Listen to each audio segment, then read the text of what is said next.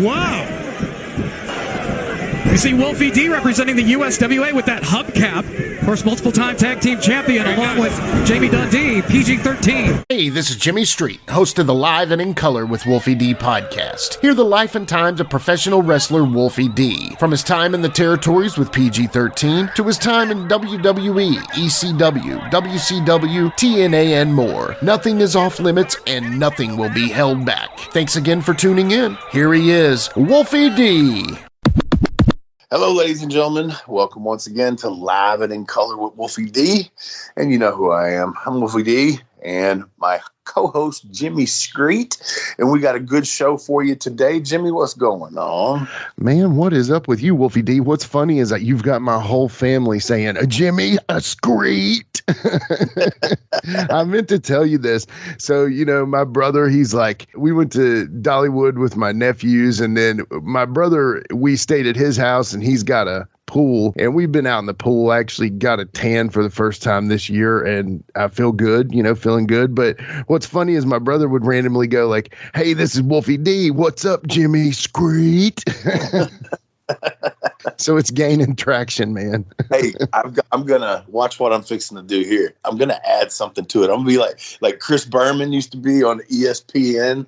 I'm going to call you Jimmy across the street. Yeah. Jimmy across the street. He's down the 10, the 5, you know, he'd do something like that. So.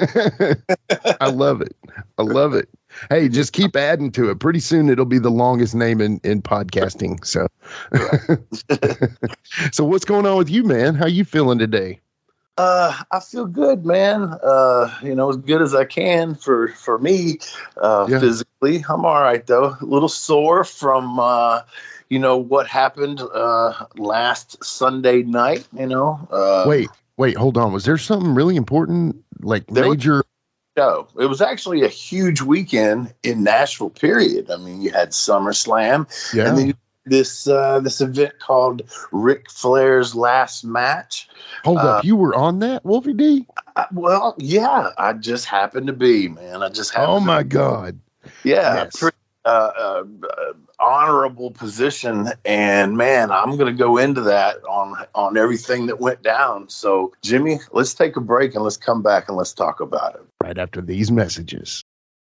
It's only a kick, a jump, a block. It's only a serve. It's only a tackle, a run. It's only for the fans. After all, it's only pressure. You got this. Adidas. Hey folks, to get your official Live It in Color with Wolfie D merchandise, go to ProWrestlingTees.com/Live Wolfie D. Check it out.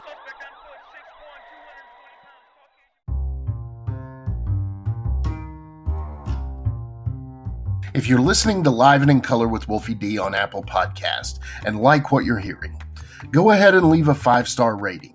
And while you're at it, write a review. Tell us what you liked. Tell us what you'd like to hear in the future. It's very important to us and always appreciated. Thanks again. All right, we're back. We're going to talk about, man, a huge weekend in Nashville, Tennessee, and a huge weekend for me personally. You know what I mean? Totally, dude. I mean, I just got to say, bro, from your fans, dude, I mean, your listeners, man, people are so happy for you, man. All across Facebook, you would post stuff about StarCast, putting it on all of our pages, really covering the, you know, just letting everybody know about it. And every time there was like 10 messages saying, bro, so proud of you. Yeah. So just from all of us to you, man, we are so proud of you, dude. You're doing awesome, man. Really cool stuff. Like I said, it was, first of all, you know, just to be asked to be on that. And some people, I don't think, you know, I've seen people knock the event, and I'll go into that here in a little bit. But, man, it was just such a memorable evening. And if you were, especially for the fans in attendance, in attendance, man, it was just a vibe and a feel, and like I said, just an honor to be asked to be on it, period. Totally. Had to have been, man. I mean, well, let me just start with that then. That's our first question, actually, is who contacted you, man? Like, what was the initial contact about that show? Yeah, Road Dogg shot me a text and asked me if I would do that. And, once again, just like for the Slammiversary thing, like, I can't do a lot. Oh, no, it's a battle royal. Oh, great. Okay, another battle royal. That's cool. You're cool. the king of those. and for about the first 2 weeks, and I was sworn to secrecy, and I think you are the only person that I actually told about it for for weeks. And wow. So yeah, you should feel good about that. I do, man. Yeah. So for the first 2 weeks, it was like a maybe, and then it got okayed through the creative team, whatever you can call it, the booking team, Jeff, Conrad, all those guys. And then I was in, and then I find out he said, "Hey, this is how I pitched you, so I hope you're okay with this." He said, "I need you to co-produce the Battle Royal with Bully and Sin, and I need you to solo produce a four-way match with." I don't even think he told me the names at that point. Yeah. But I was like, wow, okay, yeah, absolutely, I can do. He said, "You don't want to do it? I'll get somebody else to do it." I was like, "Fuck no." Don't. And yeah. So that was just again, like, man, they're putting some trust into me, man. This is really cool, and being they call it producer, agent, whatever. It's basically just the person that tries to help the guys put the match together that's got some experience. Yeah. And I tried to do that. But that was another funny situation. We'll get into that in just a second, because I can't wait to hear that story. So, okay, so basically they told you're kind of your idea for your role at the event. So it's going to be like a player coach, right? Yeah. So then also you had just come off of Slammiversary 2022 for Impact as Slash, had a great introduction, a lot of online support. Yeah. Did they talk to you about doing Slash, or was it automatically got to be Wolfie D because it's Road Dogg setting it up, Jeff's in charge, that kind of thing? Was it always just going to be Wolfie D? Yeah, pretty much, man. I asked them right off the bat. I said, Flash or Wolfie, and he said, "This is kind of a throwback deal, so Wolfie." So I was like, "Cool, makes sense." Yeah, dude, I gotta just say this. I actually know someone now who's worked for Jim Crockett Promotions. Yeah, right. So that's all that matters, man. So, you know me, I've talked about this. How many, the listeners can tell us in the notes here, how many times have I said, you know me, Wolfie, I'm a mid-Atlantic guy, and for now, forever, I can say, hey, I'm friends with the Jim Crockett Promotions professional wrestler and producer. Official. Yeah. And then, because I always remember, there's that image that kind of showed that, and I don't want to jump the gun too much here, but there was that image that showed you as the producer. Yeah.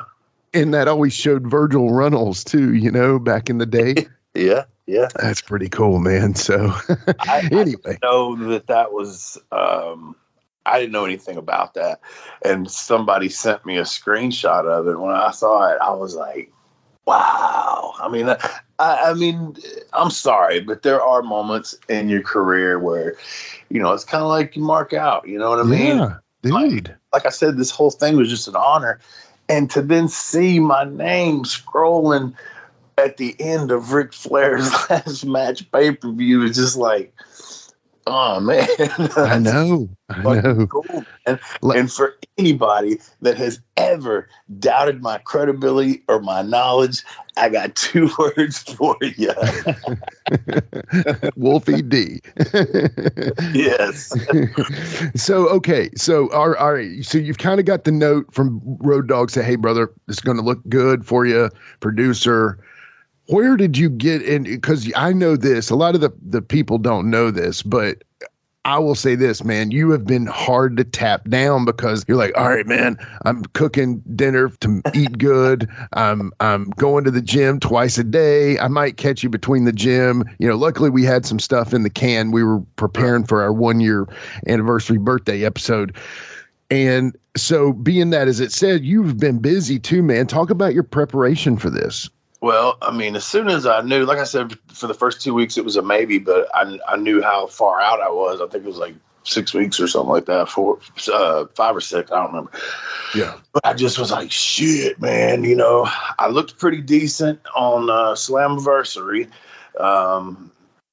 But I need to look better for this one. And so I just, with all the injuries, like we've talked about 100 times, man, I've got some issues there. So I'm limited on what I can do, but it was a lot of cardio, a lot of light, high rep stuff, even some, almost like CrossFit sort of stuff, but not CrossFit, just different exercises that are not weights or machines, a lot of body weight exercises and things like that. And I think I did it. I didn't take my jersey off, but I looked pretty good, I thought. Well, the jersey worked, bro. That gear. Yeah, I didn't want to take it off. Even if I would have been sliced and diced, man, I would have just because I put for the people that don't know, I made all that and I used all my stuff, and I made that throwback. Outfit there, gear, whatever you want to call it. And I thought it looked good and I didn't want to take it off. I don't blame you, dude. It looked great. And that's, so you made all that. And obviously, ladies and gentlemen, hashtag artwork of Wolfie D. You look for that. He's got amazing artwork. We're really pushing that up as a part of Wolfie D's business to, get his artwork to people. We're even looking into NFT possibilities and all that kind of stuff. But knowing that you're the artistic one, obviously you did not have to outsource your gear making. No. So talk about that, man. No, all I had to do was it is kind of hard though to find a 90s looking pair of jean shorts. I really wanted some red ones, but I couldn't find them. Yeah. It's really hard to find that stuff anymore. Just not in style. All these people wanting to wear these short shorts now. Yeah. So short. It was hard to find that. And then it was actually in my town, I had to order it online. Was just, I knew I wanted to, jazz up a jersey, because I had done that before in the past. Again, kind of a throwback thing. I used to wear a Michael Jordan jersey sometimes, and sometimes a Charles Barkley jersey, Phoenix Suns jersey. Yeah. But anyway, this was kind of the jersey that I would always wanted because I had it in my head. Now I knew I could do it because I had somebody to print it. All I had to do was design it, and then I put all the little jewels on it and all that mess. But I mean, it was cool. I did the hat. I even jeweled up my glasses. And then, it sucks that on the TV, you didn't get to see a good shot of the hubcap because they shot a lot of us, we were already in the ring when it came on or whatever. Sure. And because I walked right up to a camera on the way down, but it wasn't filming. Right. But he was in my face. I tried to show it, but a red light didn't pop on. Yeah. You're like, come on. I know it's on there. You turned it on. And, go ahead and get that puppy started. I did up a special hubcap for the show. I painted Ric Flair on the front of it. And it says, thank you, Rick. And then I put some the feathery boa around the hubcap. Yeah. Those didn't see it. And I worked it into the match because I know we're going to talk about this and might as well. I was the co-producer again on the Battle Royal, so I had some say-so, and I got my shit in, by God. Hell yeah. That's all that matters. Now, okay. All right. Before we get to there, what about the venue, brother? So, okay, I know you've worked municipal. I know you've worked the fairgrounds. Obviously, it originally was going to be in the fairgrounds, so I know they still did StarCast over there, but would you have preferred it been in the fairgrounds, or how cool was the municipal being, pretty much sold out, how cool was that? Oh yeah, man. I was very cool with it being municipal. I worked municipal one time for TNA when they first started. That was the only other time I'd worked that building though. As a kid, that's where I come to see wrestling. That's where WCW came. That's where WWF came before they built the Bridgestone Arena. And I've seen Kiss in that building so many times. I've seen Rage Against the Machine. Man, so many bands over the years. So I love that building. It's a good wrestling building. Yeah. Yeah. And I mean, dude, I can just imagine. How is it holding up? How is the municipal feeling to you? It looked fine to me. Yeah. Didn't look old or anything. I mean, it didn't look decrepit at all. You know what I'm saying? Sure. It didn't have that, what's Knoxville UT's stadium? Neyland Stadium. Neyland Stadium. Yeah. Feel like Neyland Stadium does. Or maybe Thompson Bowling. Yeah. So okay, so the municipal it was, then they get to there, and then basically on Sunday you get there. When you get there and you're driving down from Somerset and you get there, what time did you need to be there? What was immediately, on deck at the point you got there? There wasn't really a whole lot of time once I got there, because like doors opened to like 3:30 and call time was 12:30. So wow, okay. Having and there was a production meeting that I had to be in and stuff was changing times, and so it was hectic. I mean, but I first walked in, the first person I saw was Don Harris. He actually worked the GM of the building now, and talked to him for a little bit, and man, just started as I was walking, trying to find out where to go for the dressing room, just see different people, and then more people started coming in, and it was a kind of just reunion kind of thing for the longest time, but we didn't have a lot of time. So then, we have the production meeting, the script got changed about 5 times. And so I've got to be a part of the Battle Royal, help put it together, and go find these guys who I really don't know. That must have been. Talk to them. So, yeah, I'm, carrying around 2 different. There was a pre-show script and a main show script.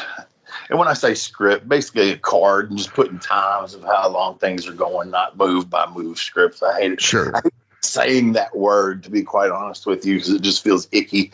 But that's how it is now. So yeah. And so you basically are put to work pretty much immediately after a little bit of, meeting with the boys and stuff. Now, the production meeting, how was that kind of set up? Was it set up like a square and you guys sat around and you're like, okay, Wolfie, you do this kind of thing? It was, the camera people and, the producers / agents, me, Tom Pritchard, and Scotty, and hell, I can't remember who all, the Sin, Bubba. Bubba was not there, but anyway, it was. We sat around a big table in a room, and a bunch of people had computers sitting in front of them, and just going over. One decision was to tell everybody not to chop, which I thought was awesome. I had an idea myself. I was like, nobody should throw a chop this whole night until Rick gets out there, So we came up with that, and we told everybody, hey, don't do it. If it slips up, it slips up. But because sometimes when something's one of your just fill in go-to moves, you don't even think about it. Right. And you're in the midst of slapping him and you have to change it to like a throat check or something. In the Battle Royal, somebody did that to me. I swear they drew back. I can't remember who it was, but they drew back to just like a chop, and then mid-swing turned it into a elbow into my chest. I think I saw that, actually. Because when I was watching that, I'm obviously looking for you. You know what I mean? So it was kind of... Lost myself quite a few times. Like, where the hell am I? So, what I was hoping for your gear to be, since it is a Bunkhouse Battle Royal, was you were going to wear like, the acid wash jeans, like a torn up, USWA t-shirt. But just kidding. No, I think a lot of them guys did dress that way. They did. Yeah. But Wolfie D's outfit is already street clothes. So you wouldn't have looked any different. That's the beauty of it. Yeah. Exactly. You might have. I mean, honestly, really, no. Because I'm just thinking of your old school original gear. Mm-hmm. That would have been a bunkhouse for you guys because y'all would have just shown up from the basketball court or something, So Exactly. Or a rap video. But anyway, all right. So the production meeting, and then so when it got to your matches that you were working on, what did they specifically say to you? Like, Wolfie, need this, want this, that kind of thing. To make a big concern, making sure everybody stuck to their time so we didn't get off schedule, and the Flairs match had the time that it was allotted, not have to, because they were over. We will cut your shit. We will not cut theirs. So first it goes over, it's going to affect, it's a domino effect when that happens. So sticking to the times was a huge thing. Of course, like I said, when a chop thing was mentioned, but I just had to go. Like I said, the next thing was to get with Bully and Sin and round up fucking 30 guys or whatever. and that it was so hectic backstage too. There was so many people, man. Oh, I'm sure. We'll talk about the celebrities that were there, but there was just a lot of people, a lot of crew, a lot of fucking bumping into people all night long, trying to get from point A to point B. Yeah. So anyway, and then I got to round up 4 guys that I don't know. Right. I knew who Gresham was. I'd looked him up on YouTube. So here goes into the preparation a little bit. When I was told that I had that, I have not, you know me, and this is not a knock on anybody. I just I didn't know who they were. Sure. The only reason I knew who Gresham was because of the stuff with Tony Khan that happened. So I watch them and I see, okay, I know exactly what I got here. I got 4 guys that can do a lot of fucking moves, man, and that's their deal. And then, beforehand, because, I haven't been in that position before, as you said, and this is the wrestling business is different now. And, Tom told me, Tom Pritchard, Road Dogg, Scotty Armstrong, you're just like, man, it is what it is. They're either going to listen to you or they're not. Let me ask you. Yeah, this is a great point here. Now, do the new guys, because they're known for a lot of things, do they actually carry the chip in their shoulder in their bag, or do they wear it in the building? Man, some of these guys are they're so respectful to me. Okay. Right. Right. I don't think it's the whole bunch. I don't. Sure. But there are some that think that we don't know what we're talking about. Times have changed, old man. That type of mentality. Totally. And I'll say this, man. I started feeling this at Slammiversary. And then at this one, it just kind of confirmed what I was starting to feel is, sure. You hear guys like me and people in my era and stuff like that, even older, talk about, man, they need to slow it down. They need to sell this. That was stupid. And I do it too. And I feel that there is a legitimate separation between the old school and the new guys for real. Like, I think it's there. And man, it's weird because I feel like I was in a position too when we first broke in that our shit was so different. We weren't wearing wrestling boots and blah, blah. And, people like Buddy Wayne hated it. And, it was something new. So I kind of get it a little bit. And I remember wanting to do stuff with some of the, like Danny Davis. I remember asking him to do a spot that just was not the norm for a heel tag team to do. And he's like, no way, I'm not doing that. That's a babyface spot. But now it would totally have worked. Hell, it would have worked 10 years ago. Right. Okay. So I get where they're coming from in a way, but I always had the respect, or I respected the guys that paved the way for me. And I knew that they knew more than I did. And I feel like they think we're trying to sabotage their match and keep them down or something. And that's not the case. I wanted my guys to succeed because my name was on that match. Would I tell you something that I don't believe in, that's going to be farted on, by the crowd. I'm not going to do that. So that was my thing. I rounded up those guys, and I had some stuff thought out for them, and I gave it to them. Yeah. And I'm not going to, it was the match, Angels, Gresham, what was the other, the Japanese kid, Takashita, and Nick Wayne, the young kid. Yeah. So I get you any kin to Buddy Wayne? Yeah, I don't think he is.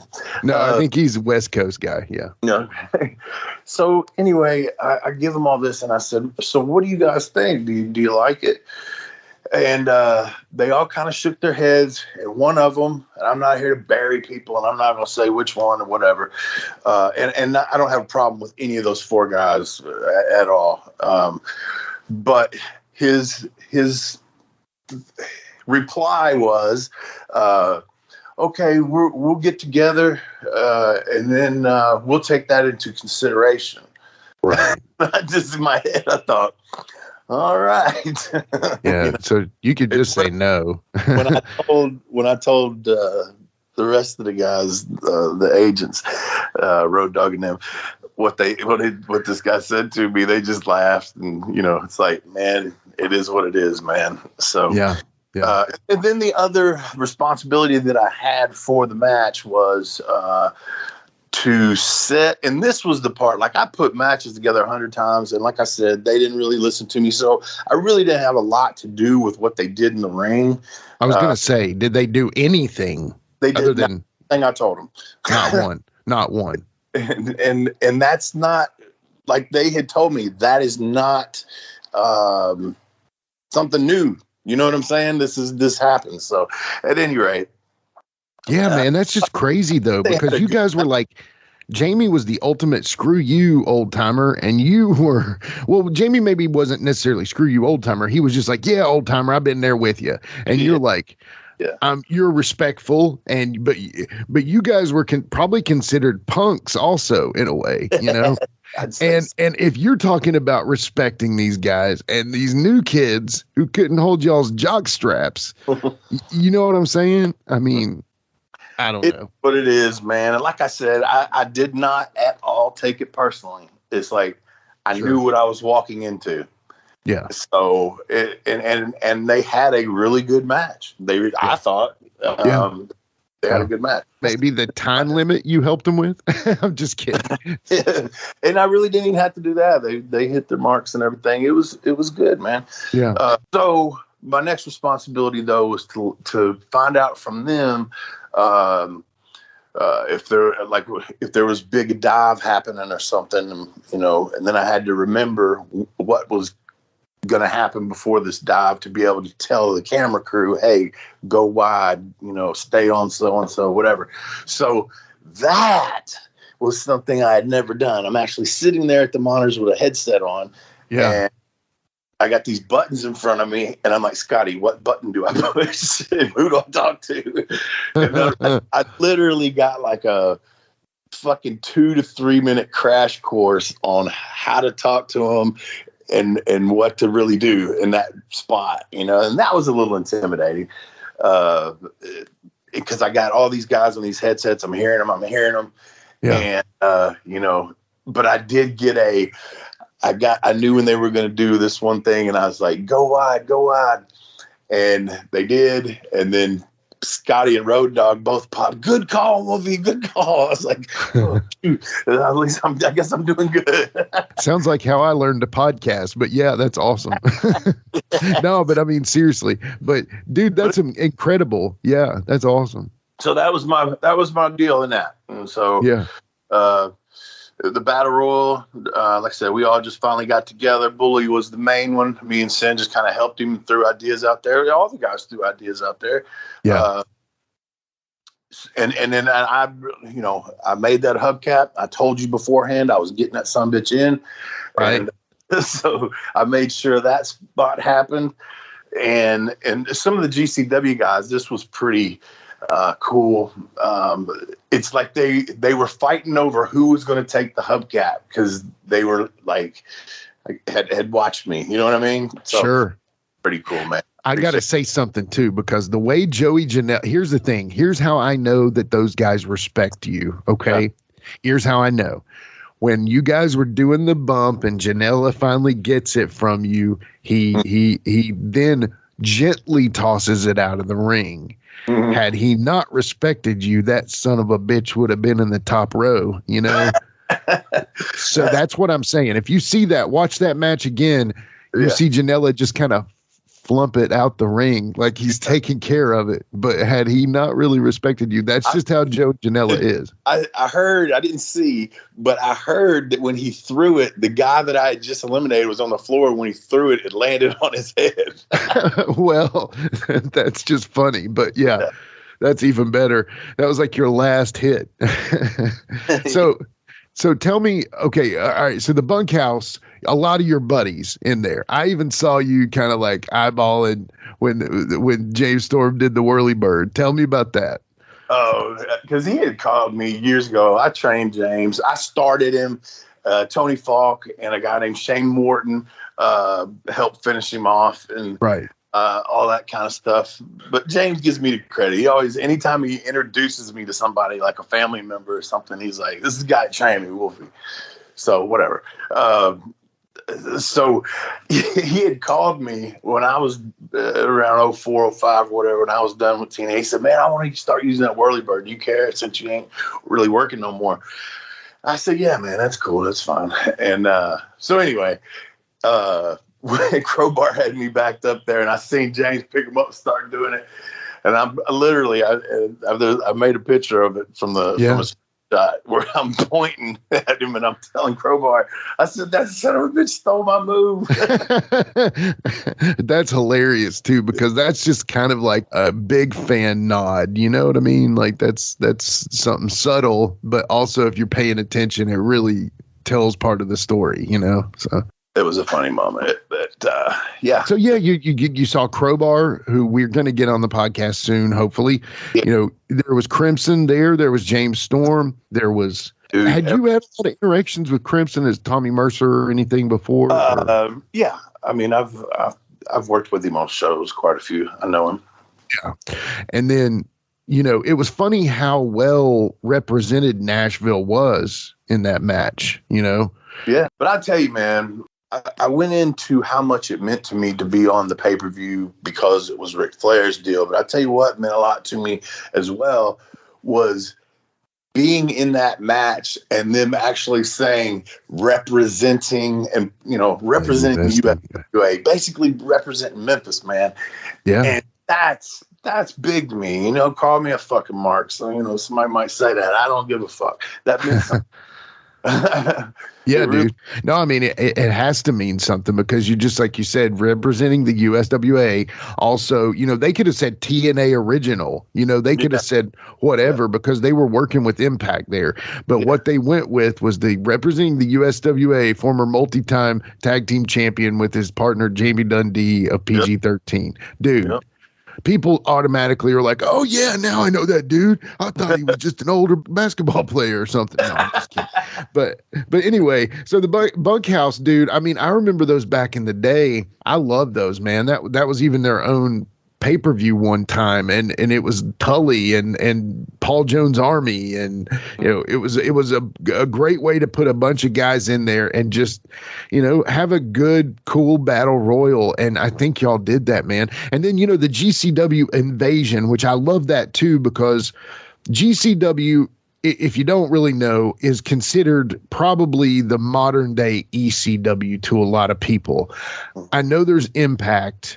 I know there's Ring of Honor underneath the AEW banner now. I mean, I know there's a lot of things, but honestly, GCW is kind of like this, almost this like big time outlaw, if that makes any sense. And then they all came out there, that Nick Gage guy, which we've talked about him a few times, and then all the other dudes. It was, I was, because, you know, I don't know. And I was like, okay, GCW, what is this? You know, in my head, I just don't know.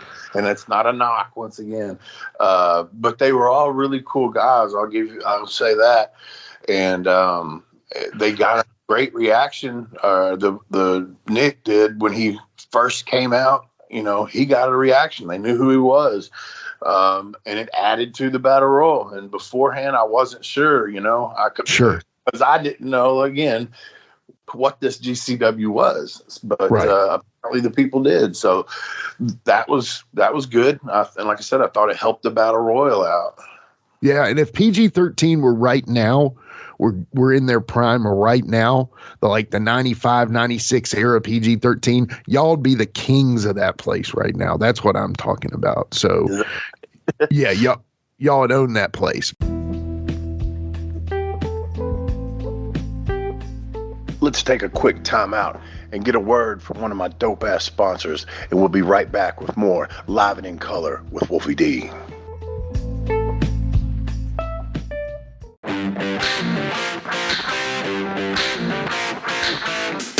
Hey folks, this is Wolfie D here, and if you are looking to buy or sell a home in Tennessee or Southern Kentucky, you're going to want to call my buddy, the rock star realtor, Benji Bowie. And you say, Wolfie, how do I get in touch with this rock star? Well, you can call him directly at 615-390-8216. You can go to his website, bowiehomes.com. That's B-U-I-E homes.com. Or you can email him at benbowie34@gmail.com. When you need a home, you need the Rockstar Realtor. Benji is a member of Exit Realty's Garden Gate team in Gallatin, Tennessee. Getting engaged is a moment worth cherishing. A one-of-a-kind ring that you design at Blue Nile can help your love sparkle. Just choose your diamond and setting. When you've found the one, you'll get it delivered right to your door. Finding the right engagement ring can be nerve-wracking. At Blue Nile, you'll have the expert guidance needed and a diamond guarantee that ensures you're getting the highest quality at the best price. Cherish all of life's moments and save up to 30% at BlueNile.com. That's BlueNile.com. Hey, it's Kaylee Cuoco for Priceline. Ready to go to your happy place for a happy price? Well, why didn't you say so? Just download the Priceline app right now and save up to 60% on hotels. So whether it's Cousin Kevin's Kazoo Concert in Kansas City, go Kevin, or Becky's Bachelorette Bash in Bermuda, you never have to miss a trip ever again. So download the Priceline app today. Your savings are waiting. Go to your happy place for a happy price. Go to your happy price, Priceline. Every day I'm hustling, every day I'm hustling, every day I'm hustling, every day I'm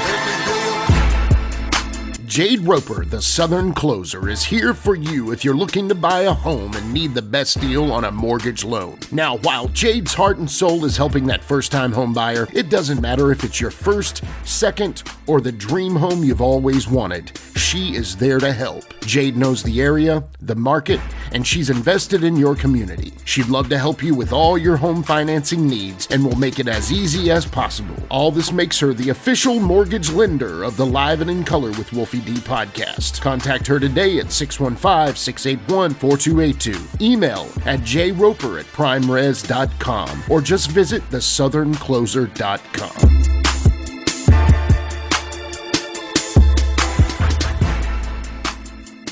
NMLS 1794506. Licensed in Alabama, Florida, Georgia, Kentucky, and Tennessee. Powered by PRMI, NMLS 3094. PRMI is an equal housing lender. Okay, so we got through the matches and stuff. Now, before we head into Flair's match, talk about some of the backstage people you met. Like you got Taker, Ray. I saw some great pictures, man. Tell us about those.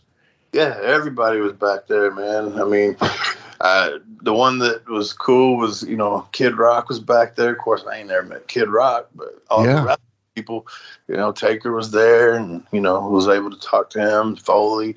I mean, everybody. There was a lot of people back there, so it's hard to even remember and name them all, man, Well, okay, so there was The Undertaker. You knew him already, It was a super big deal. I'm sure, man. So that, they have obviously The Undertaker. Just saw you take a picture with him. Of course, you've known him for a long time now. There was Rey Mysterio, which I think you said y'all had some party and fun back in the day, Yeah, man. Very cool to see him. And him and I, not the whole match stood together, but at the beginning, we stood out there and watched the match, and we'll talk about that in a minute. Why I actually went out into the crowd. Yeah, and then of course you were outside, and then boom, there's Kid Rock, who's kind of like the king of Nashville now, So yeah, man, and only God knows why is like the wrestler's anthem, and I just really like Kid Rock. He just seems like a cool dude, and yeah. Walk out. I was standing there talking to Crowbar, and I was like, dude, that's Kid Rock. And he looked at him, and he's like, I think it is. And then he walked out. He was going out to smoke, and when he turned around where we could see him out through the door, we're like, that is it. That is it. I said, dude, I'm getting a picture. That's awesome. Me again. I feel weird asking people because that's the way I was brought up, that it was taboo. You didn't do that. Right. And so anyway, I said, screw it. I just walked up there. He had like 3 guys with him that had his shirts on and stuff. I don't know if they were kind of like his assistants or / bodyguards or whatever. But I just walked up to him. I put my hand on his shoulder. And I looked at him. I said, Kid Rock, man, would you please take a picture with me, man? He said, yeah. Sure, dude. He was real cool, man. Even one of his guys like, you want me to take it for you? Hell yeah. That's awesome. Yeah. Did you just whisper in his ear, it's okay, you stole my gimmick? No, I didn't do that. Yeah, okay, you're good. You're not going to call him out like you called the John Cena. No, I'm just kidding. Yeah. Anyway, we're kidding, Kid Rock fans. It's just a joke. So, okay, so you met some cool people. I saw Mick Foley. Oh, in the ring, yeah. Yeah. I just walked over, while we were waiting on the intros or whatever. I just walked over.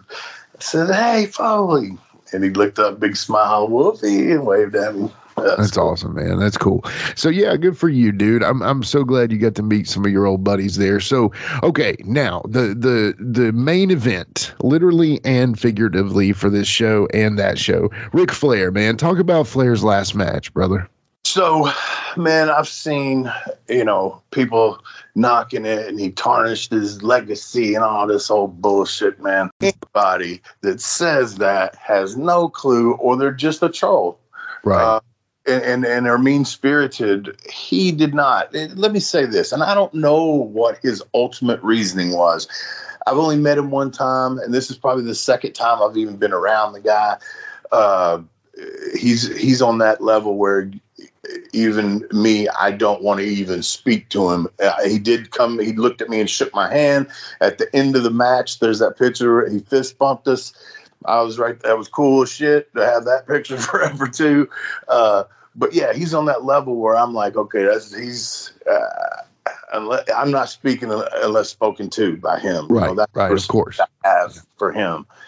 And so anyway, anybody that says that he wasn't out there to have the match of his career, that's not what this was about. But he put Sean over. What was that, 96 or something? 2008. 2008. Sorry. Yeah. Okay, I'm 10, 12 years off on that. I don't remember, but it's all good. Think of how long ago that was, and he's had problems and things. So this wasn't about going on. I think this was a show dedicated to the career of Ric Flair. 100%. And it so happened that he should be on that show and go out the way he wanted to go out. Right. That's what he does. He bled. Of course. He was unable to do some of his bumps, but he chopped. And here's the thing. Let me go back just a minute. I intentionally, because it was weird, okay? There was a monitor in the back where a lot of people, the boys were sitting, and their families, stuff like that. And there was a monitor, and I watched a couple of matches from the monitor, and it's weird because for whatever reason you couldn't hear because the monitor was muted, right? Yeah, so, right. But you still couldn't hear the crowd, even though it was literally right around the corner. You could step out a curtain and you could see out there, but you couldn't hear it, man. So I was like, I am going over here, I went to the left of the stage over where the announcers were standing, and there's a little spot back in there, and it was kind of like being in the crowd. And let me tell you something, man. when, you know, it was time for the match and whatnot, before anybody even walked out, the anticipation, man, you could just feel it. It's one of those things you can watch it on TV and stuff like that. But being at a wrestling event, wrestling's always been interactive to me. And the new, you know, that happened a long time ago. I'm not going back, oh, these new guys. No, it just, television and cable took away a lot of the interaction with the fans. Okay. Sure. But that's just, it is what it is. But man, before anybody ever walked out, people were, you know, nowadays not everybody has a lighter, but there were lighters being held up in the air. There were phones, you know, people use their phones now in place of the lighter. So there's a whole lot of that. And I was like, oh man, this is going to be great. You know? Yeah. And, you know, Jeff got a great heel reaction, man. And he did the old school heel. He fucked with the crowd. He said he was leaving after he took a few bumps. And he, you know, he milked it, man. Ric Flair, obviously, you know, he was blowed up and pretty quick on. But I'm going to tell you something, man. Yeah. When Flair came to the ring, I'm skipping around here. I mean, what a pop, man. What a pop. That place went crazy. Yeah. And he got in the ring. Anything he did, I mean, right at the beginning, he grabbed a headlock and they popped. Right. Nuts. I looked at Ray and I said, man, it'd be nice to be that over. You know, when you're so over that anything you do, they react to. And yeah, the chops were slow and they weren't powerful like they used to be. But it didn't matter because every time he did it, as soon as his hand touched their chest, the entire crowd went, woo. So if he would have hit him hard and it would have smacked, you probably wouldn't have heard it because the crowd was so loud. Right. And again, they had been deprived of any chops, you know, so this was the ultimate payoff here. Overhand chops going on a couple times, but I think that was it. But but it was great because that's his deal and nobody wore it out. Nobody paid homage to him by doing it and, you know, that type of shit. But dude, it was electric in there, man. And like I said, he was obviously gassed. And now, you know, me and you, I can't remember if we talked about it on the podcast or not. I wanted Lawler to be his opponent. Me and you talked about that. For sure.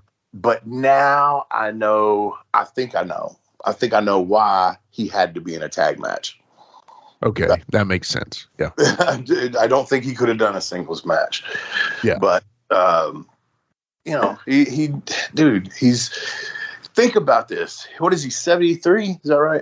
I think so. It's right there, man. Yeah. Go pick up your 73-year-old grandpa, pick him up and slam him.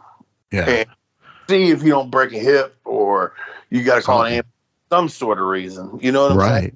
Totally. Think about that. I am 48 years old, and that was probably it for me. Not trying to copycat, but I've got some issues I need to take care of, and taking bumps anymore is not a good idea for me. Yeah. I cannot imagine another 20 years or whatever. I just can't imagine, man. I really can't because I know how I feel. Lord have mercy, I can't even imagine. Well, you took a pretty big bump out of that bunkhouse, brother. I mean, yeah. It was all right. I took care of myself. Yeah, I saw that, but you did good. But yeah, well, so like with Flair, you know, obviously he had 3 guys that were incredible. So what's funny is you talked about Jeff Jarrett's, you know, entrance. Somebody on Twitter said they could teach classes on how Jeff Jarrett walked to the ring. And all I did was put, it's simply #Memphis101. Yeah. You know? I mean, you watch any good legend from Memphis, and that's that thing right there, you know? Yeah. Again, when he came to the ring, bro, this is how nobody sat down. They sat down, you know, in the middle of the match or whatever, and then came back up at the end. But for a long time, nobody sat down when the match started. But like what I'm trying to say about that is when they came out, like I heard some reactions. I knew Jeff was on the floor. I didn't know what he was doing because I couldn't see. because everybody was standing up. Right. I couldn't see if they got out of the ring, when they got out of the ring during the match, I couldn't see them from where I was standing. But that just shows me, I'm telling you, man, it was those people, especially the ones in attendance. And I know there's millions out there that watched it that feel the same way. But if you were in that building, you had a once-in-a-lifetime experience, a once-in-a-lifetime show. I really believe that, man. Not just because I was on it, not just because I could say my name's in the credits. None of that, man, because it was all about him. It was all about Ric Flair and just paying tribute to him, man. And it was awesome, man. The emotion at the end, being able, they said, send everybody out there, and we're out there just at that moment when I was walking through the curtain after we came out and surrounded him and all that mess, I actually saw one of my compadres with tears in his eyes, man. And it was. And I'm not going to say who it was. And I grabbed him around the shoulder and I said, "We were here, buddy."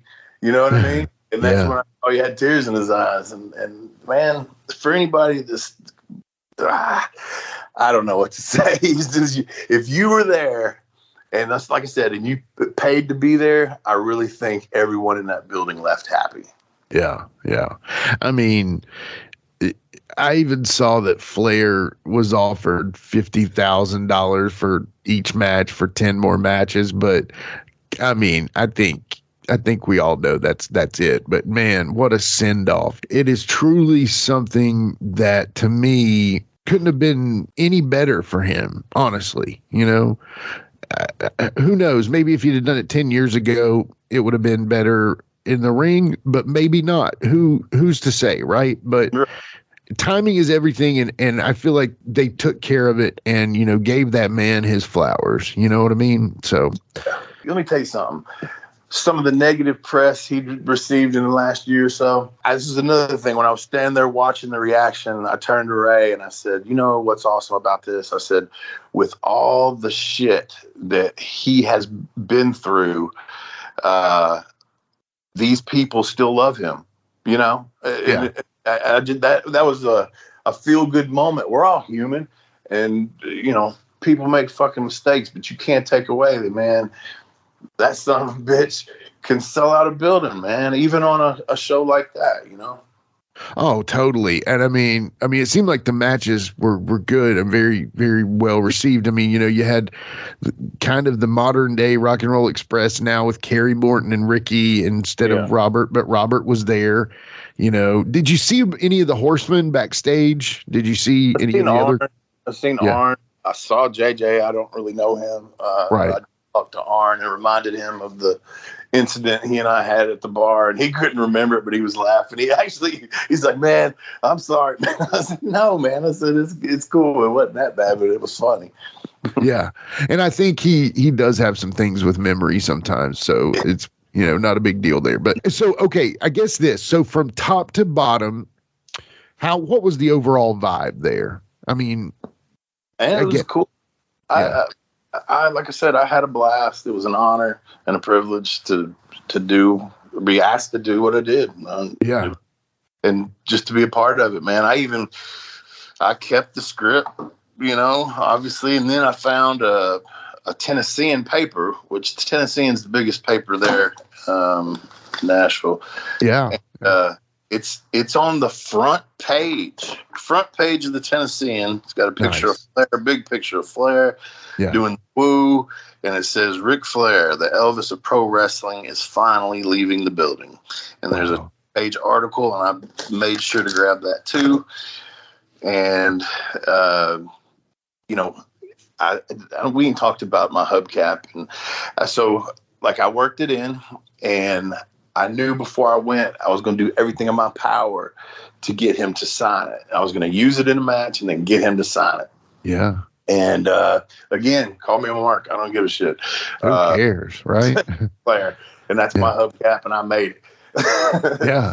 And so I went to Conrad afterwards. Because like I said, Ric's like other level. I was no way in hell I would have walked up to him with that hubcap and said, "Will you sign this?" There's no way hell I would have done that.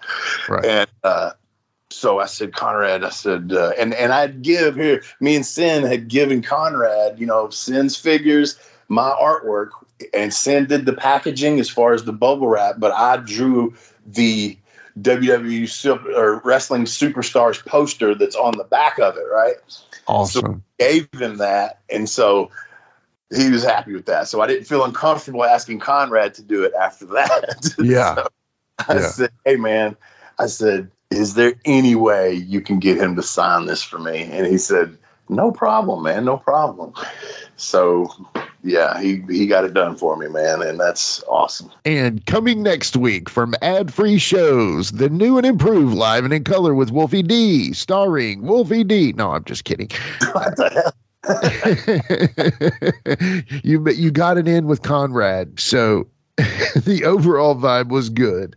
And are there any possible future plans that? I really don't know, man. I heard, I don't even remember who said it, but I did hear that, this is a possibility that this wouldn't be a one and done. But what that means, I don't know. Sure.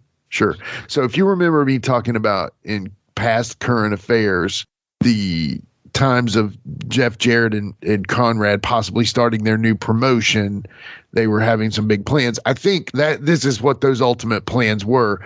It would be really cool if that could continue. Does it have to be something Rick, like this guy's last match? No, it doesn't. It can actually be something else. But I also thought of how massive is it going to be when Jerry Lawler's last match, and of course it'll be the Cockroaches, Keith Richards and Jerry Lawler, maybe Willie Nelson left, but but and Jerry will still look 40, but at the same time, that'll be a huge final match as well, so. But anyway, we can pontificate about possibilities and future plans, but, the future is not given. The past is what it is, but the present is right now. So current affairs, DJ, hit the music. It's a current affair. It's a current affair. Live it in color. It's a current affair.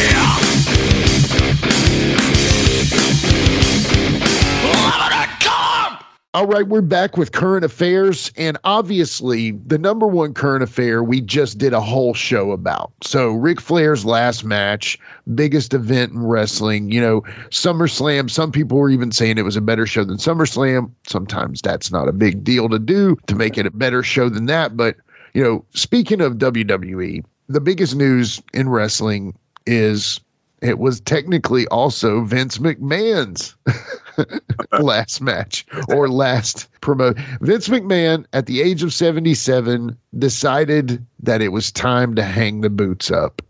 What do you think? I guess this whole stuff has just kind of been the nail in the coffin. I mean, again, you never know with them and him and what's real and what's not, honestly. Right. Because, like Randy put us on to something I don't think we knew was like he owns a very large portion of the big stock. Yeah. So, you can't necessarily make a dude sell his shares. Is that part of canceling? I have no clue on that kind of stuff, man. I'm not that educated. Yeah, I ran out of fingers at 10, whatever. But so the cool thing is I do think that his thought process on the wrestling business, while also should be never questioned for what that man has done for pro wrestling. That's another one where, man, you cannot take it away, man. Who knows what wrestling... You could say, yeah, somebody else would have come along and, had the same idea, but it wasn't. It was him. And he took it to another level, man. He made it, what it is now. It's not in the armories with, people smoking cigarettes and the local gyms. Yes, it still is on a lower level. They don't get to smoke anymore, but at the lower level where people are starting out. But, that's big time wrestling was the territories, and some of them were big enough to where they could be in some sort of arena, but a lot of it was smaller buildings and stuff, man. So and little TV studios, but he took it to a different level, man. He did. And just like people say, Hulk Hogan, you have to consider Hulk Hogan a part of, Hulk Hogan also changed wrestling, but truly Vince McMahon has to be considered one of the most important, if not the most important person in wrestling history. So, that being said, I think you're right. I think instead of chase down the press and worry about, it would be cool because, when they say he's a billionaire, I'm sure that's not a work, Yeah. It may be like just a few dollars under a billionaire, or it could be several over. Yeah. Long story short, though, the man, I don't see the man fishing. Yeah. I don't see him doing anything else. So hopefully he can find something else that will at least just kind of let him relax. Because, dude, for what I've heard, when you work with Vince, it's a 24/7 job. So yeah, I've heard that too. And he's a workaholic, but maybe he'll, it could be kayfabe where he's just working from home, man. Right. He went remote. He's working in the call center. No, I'm just kidding. So, anyway, well, that's obviously the biggest news. Now, the second biggest news with that is Stephanie has taken his position and Triple H has taken creative over. Now, people are starting to say that they can see immediate, changes because, there's some guys that were kind of in limbo with, like from the NXT type thing. The other thing is Triple H was looking to bring back some of the guys that were cut that he didn't agree with, but a lot of those guys got swooped up by AEW, Does it now maybe turn the tides a bit to where, AEW was seen as this really cool place to go where you can be yourself and work and everything. But now it's gone to, could it have turned back now to where, hey, I really liked working for Triple H, Road Dogg was one of his right-hand men. Who theoretically Road Dogg could be signed back with them, all these things. It would be great for me. Oh, you were talking about Jeff and Conrad. See, that's what I question. Jeff's what is it? He's the live head, events. Yeah, events head guy or whatever. So head guy. No, I didn't say that. He does hit you in the head with the guitar. Right. Not me. I swear to God. That's what you meant. That's my friend. Anyway, how can he do that and still work for them? I don't know if I see that happening. I don't know how that could happen. Yeah, maybe that's, maybe that was something that was a one-time thing. Maybe Conrad just, I don't know. Who knows? I don't want to guess because, with wrestling, this more than anybody. You try to guess something and it's the exact opposite all the time. For sure, man. So, in that circle. Right. But, if they have somebody like Jeff in that position, for a fact that live events are going to be on point because that dude knows what's up, as far as a promoter for a show. So, okay. So, basically that has happened. Triple H is taken back over creative, which is awesome. I think I can see fresh ideas, really good workers there, really something. But with that, the PG era is over for WWE, and their new rating is going to be TV 14. Mm-hmm. So this could lead to cursing and blood possibly coming back to the WWE TV shows. Good. Yeah, that's all I can say. That's right. I love the NWA back in the day, and that was blood and all that, So I was a kid. I did watch the main event on SummerSlam, and the tractor thing. I loved it. That was like some Stone Cold driving and all the shit he drove down to the ring and all the totally. But I thought that was cool. A tractor and the country boy from being Brock, and I don't think the dumping him out of the thing looked as good as they thought it was going to, because I didn't think it was punishing enough. It was just like, but he was hurt already. But I think they thought that was going to be a big bump, and it didn't turn out that way. But I loved it, man. And when he lifted the ring up, I was like, oh shit, that's pretty cool. That is crazy, isn't it? That's a powerful tractor too. So give or take, just a guess, how much do you think their ring weighs? Oh man, I wouldn't even have a clue, man. Yeah. I don't know about that. Yeah, that's not mine. I mean, it's a lot though, right? Yeah. I mean, maybe, so, okay. So, all right. So it's moving. So, okay. That you kind of led me like you always do. You led me into the next current affair. So basically we all saw that Roman Reigns regained his title.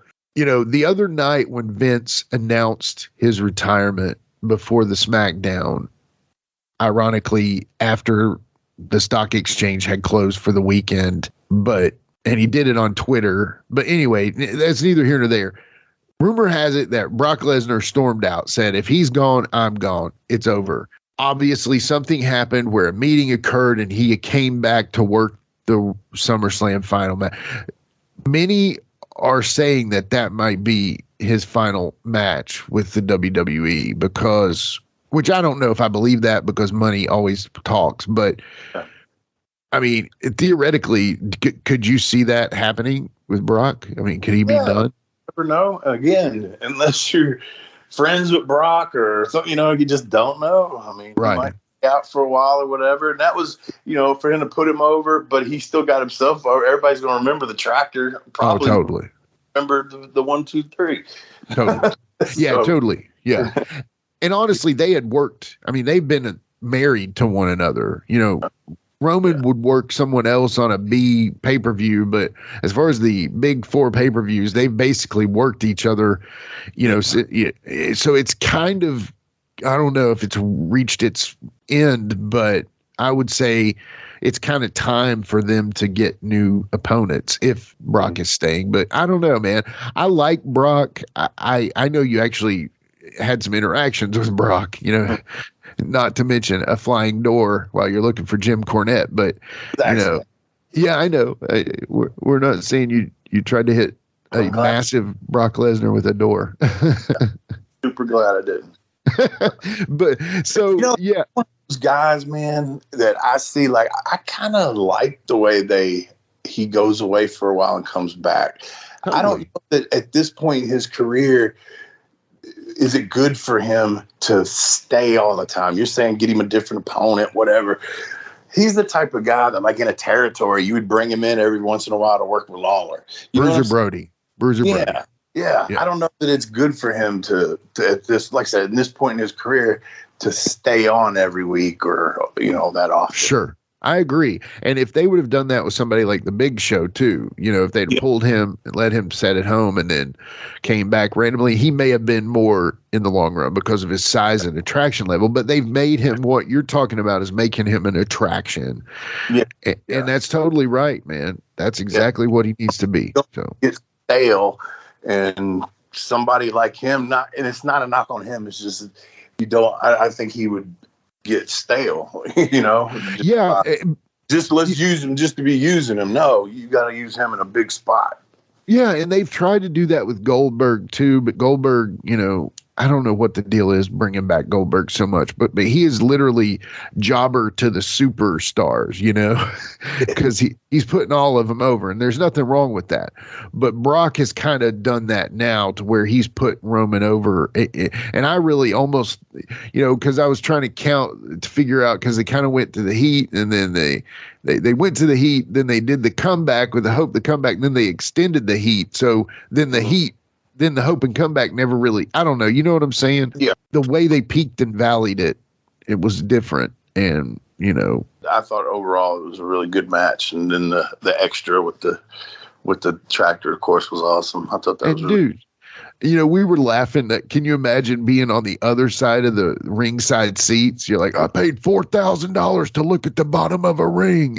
Yeah, I didn't think about that. That's true. But it's fine. It was funny. There's big screens they can watch. Yeah. I mean, just being there, would have been fun. Absolutely.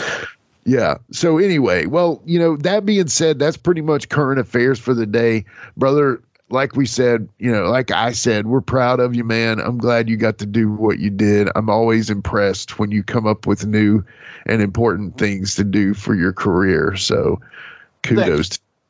Yeah, bro. Well, it was a cool show, man. Like I said, awesome weekend for Nashville, my hometown, and yeah, I loved it, man. It was special to me. So I appreciate everybody tuning in. And for Jimmy across the street, this is Wolfie D saying peace out.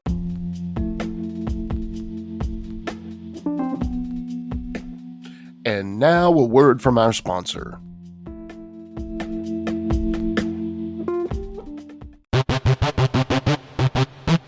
Ladies and gentlemen, welcome to Give Me Back My Pro Wrestling, the podcast that's based on the old school but can still help you find the good stuff from today. Jimmy Street and the Plastic Chic, Jared, are the undisputed tag team champions of the wrestling podcast world. From thought-provoking topics to superstar interviews to action figure expertise. This team does it all, and all they ask is, give me back my pro wrestling!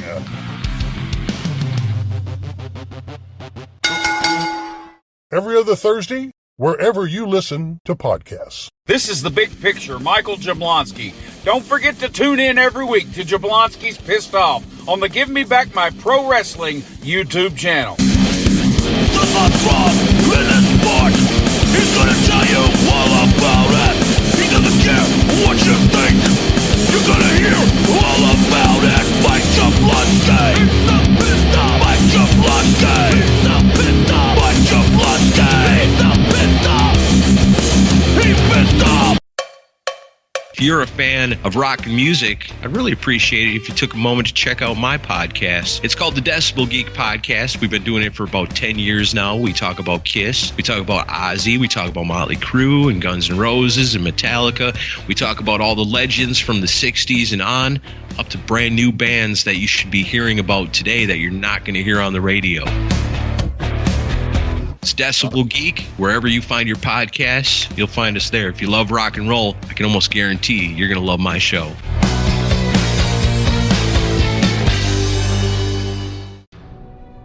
In a world that has been completely divided for so long, two movie fans have decided to unite for the people and the betterment of mankind. One, an action movie buff. The other, a horror movie fanatic. Together, they will try to bridge the gap of both genres into one podcast with their battle cry, Give Me Back My Action and Horror Movies. Listen along as Charlie and Nate alternate each week talking about action and horror movies they cherish, mostly from the VHS era. Also, including some modern examples that felt like the movies they grew up with, by answering the battle cry, Give Me Back My Action and Horror Movies.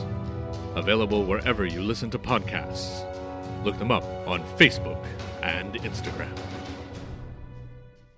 If you're a pro wrestling fan, there's something for everyone at the Cheap Heat TV Podcast Network. From the Pro Wrestling Discussion Show, Cheap Heat TV Live, to the interview show, the Jackson Interaction Podcast with the king of all wrestling media, Gene Jackson, to the silliness of the Whitey Jenkins Show, and the brand new Zip, Xander's Irresistible Podcast with Charles Anders. You can check them all out and much more over at CheapHeatTVLive.com.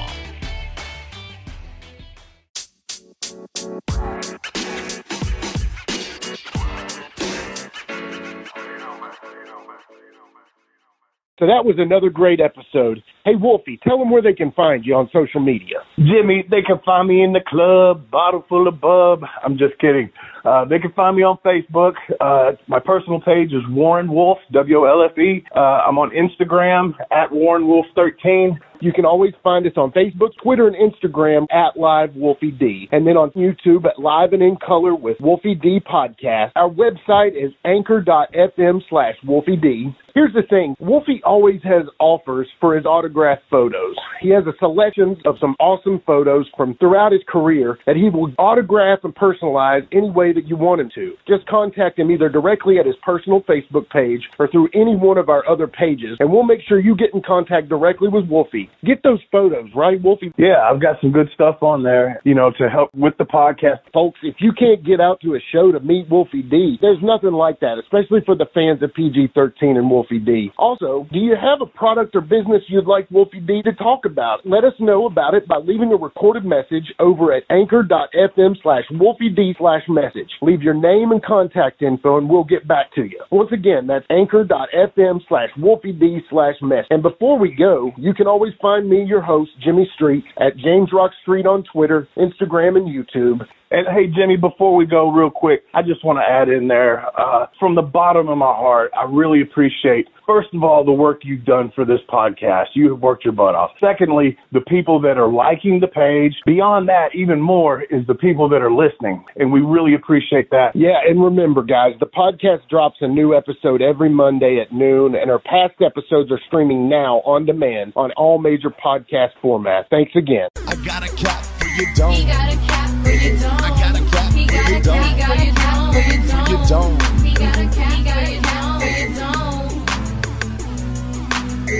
And here we go. The original white boy that came out sagging, not bragging, don't be hating, cause I'm spitting the truth. Still livin' in color. Bum rush your mother. Utilize a hubcap unlike any other. Back in the day, I was N-O-D, and I was P to the G, plus the 1 and the 3. In case you forgot, they call me Wolfie D. Been cloned and copied so many times, tired of suckers taking credit for what is mine. You know who you are without me name dropping. Wrestling's first white boy coming out hip-hop. Been doing it like this since 92. Laid low for a while and you thought I was through. Listen real close to these rhymes that I've injected. This shit's so sick it makes your ears get infected. Mad skills, no faking, there is no one great. Cause I'm bringing more folks than Obi-Wan or Vader. Not here to play games, so you better beware. You don't like me, so what? I really don't care. Like time I keep ticking and I can't be stopped. You sucker step to the side unless you wanna get dropped. When I finish, I'll straight knock you out. Please allow me to tell you what it's all about. I'm gonna wind it up, then I'm driving it home. It's Wolfie D, baby. Huh. I got a cap for your dome. I got a cap for your dome. We got a cap for your dome. We got a cap for your dome. This has been a James Rock Street production.